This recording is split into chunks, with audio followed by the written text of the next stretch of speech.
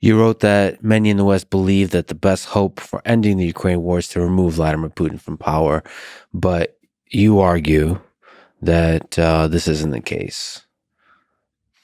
Can you explain? Well, a lot of people thought when they were having all that trouble, the Russians were having all that trouble with Prigozhin and the Wagner group, that Putin was vulnerable and was likely to be overthrown. And what would happen is a peace-loving leader would replace Putin. I made 2 points at the time, and I would make those same 2 points now. Number one, he's not likely to be overthrown. He was not likely then to be overthrown.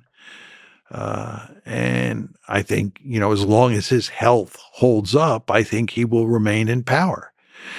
My second point is, if he doesn't remain in power and he's replaced, I would bet a lot of money that his replacement will be more hawkish and more hardline than Putin is. I actually think one could argue that Putin was too trusting of the West before the war started. And number two, I think one could argue that he has not waged the war against Ukraine as vigorously as one might have expected.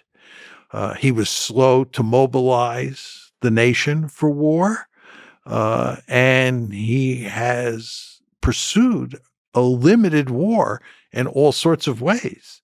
The Israelis, for example, have killed more civilians in Gaza in 1 month than the Russians have killed over 18 months in Ukraine. The idea that Vladimir Putin is waging a punishment campaign and killing on purpose large numbers of civilians is simply not true. All of this is to say that I would imagine that if Putin leaves office and someone else comes in to replace him, that someone else will be at least, if not more hardline than him in terms of waging the war, and certainly will not trust the West any more than he has.